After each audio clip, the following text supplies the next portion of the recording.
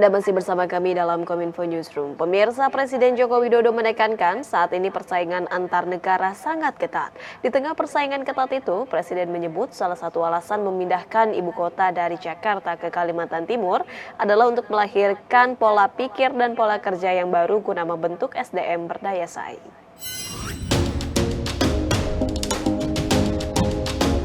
Dalam acara istighosah dan doa bersama Rabithah Melayu Banjar di Provinsi Kalimantan Selatan, Presiden kembali menegaskan pembangunan ibu kota Nusantara bukan soal memindahkan ibu kota secara fisik, tetapi upaya pemerintah mengubah pola pikir dan cara kerja melayani masyarakat menjadi lebih baik dan lebih cepat. Presiden menilai banyak negara di Amerika Latin dan Asia sudah lebih dari 50 hingga 70 tahun hanya menjadi negara berkembang. Hal itu dikarenakan negara tersebut tidak berani berubah. Oleh karena itu, Presiden mengajak anak-anak muda untuk mau berubah dan bekerja keras agar Indonesia dapat bersaing dengan negara-negara lain. Merubah SDM-nya dengan cara-cara kerja baru. Dengan bekerja keras.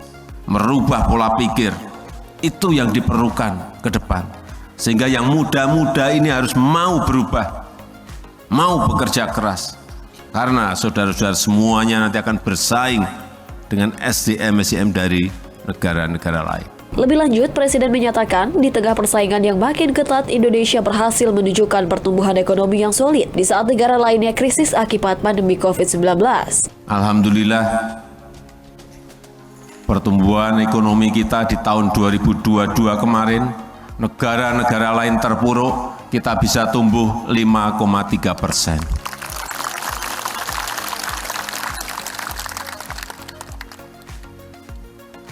Negara-negara lain masih bingung menyelesaikan COVID. Desember yang lalu kita sudah menyampaikan mencabut yang namanya PPKM. Di akhir sambutannya, Presiden mengatakan tidak ingin pembangunan Indonesia hanya terpusat di Pulau Jawa, namun Indonesia sentris. Presiden pun meminta dukungan seluruh masyarakat untuk bersama-sama bekerja keras dalam mewujudkan pembangunan IKN sebagai pintu gerbang percepatan pembangunan di Pulau Kalimantan. Kenapa infrastruktur itu dibangun banyak sekali di luar Jawa? Ya, karena untuk pemerataan.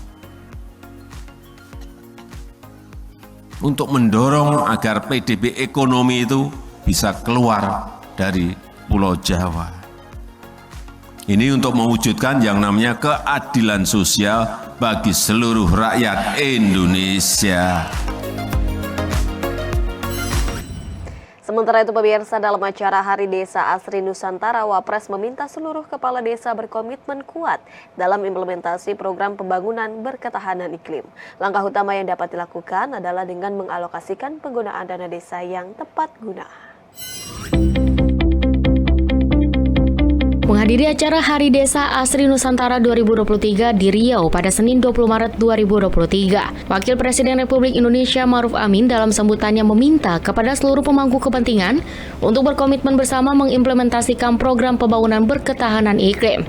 Komitmen tersebut didukung dengan adanya penurunan emisi gas rumah kaca yang mencapai target 41% di tahun 2030, baik melalui kemampuan sendiri maupun dengan dukungan internasional. Lebih lanjut, Wapres juga menyampaikan bahwa dalam mewujudkan pembangunan berketahanan iklim, langkah utama yang perlu dilakukan adalah dengan mengalokasikan penggunaan dana desa secara tepat guna, akuntabel, dan penuh integritas. Selanjutnya, pemerintah daerah pun perlu didorong dengan memperbanyak investasi hijau, membangun sarana dan prasarana, menghapus kemiskinan ekstrim, menciptakan lapangan kerja, menurunkan angka stunting, dan menghasilkan alternatif sumber pendapatan bagi para petani dan nelayan di seluruh Indonesia. Menutup sambutannya, Wapres menekankan kembali terkait masalah perubahan iklim yang dimana hal tersebut merupakan persoalan seluruh umat manusia dan menjadi tanggung jawab bersama untuk memulai mengantisipasinya dari hal yang paling terkecil, yakni melalui gerakan penanaman pohon serentak di seluruh Indonesia yang diinisiasi oleh Kementerian Desa dan Pembangunan Daerah Tertinggal dan Transmigrasi. Dan dengan penguatan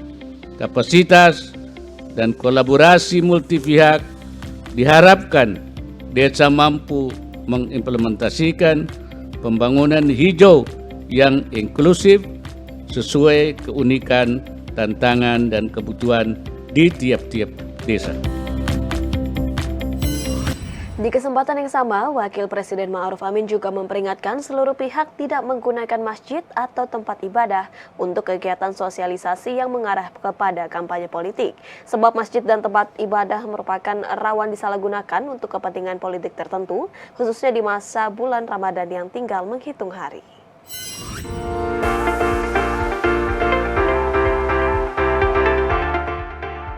Menjelang pemilihan umum tahun 2024, Wakil Presiden Ma'ruf Amin menegaskan tempat ibadah tidak boleh dijadikan tempat kampanye para peserta pemilu. Undang-Undang Nomor 7 Tahun 2017 tentang Pemilihan Umum telah mengatur larangan bagi para peserta pemilu untuk berkampanye di tempat ibadah, pendidikan, serta fasilitas pemerintah. Ya, saya kira sudah ada aturan mainnya bahwa tempat ibadah, tempat pendidikan, lembaga pendidikan, dan juga itu di kantor pemerintahan itu tidak boleh dijadikan tempat kampanye, ya, tidak boleh. Karena itu memang kepada pengurus masjid semua itu jangan boleh ada kampanye di masjid-masjid. Wapres mengimbau kepada pengurus masjid maupun seluruh pihak terkait harus memastikan masjid bebas dari kepentingan politik. Menurutnya, selain karena aturan tidak dibolehkan, adanya kegiatan politik di masjid juga rawan menyebabkan pembelahan jamaah di masjid. Hal ini karena tidak semua aspirasi politik jamaah masjid serupa.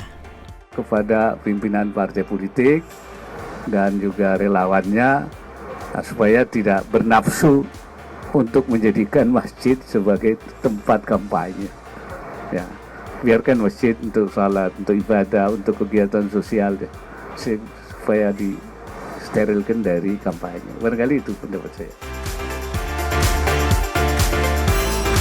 Pemirsa, usai jeda kami akan kembali dengan informasi Hari Air Sedunia tahun 2023 bersama rekan kami Mona Azarenisak sesaat lagi.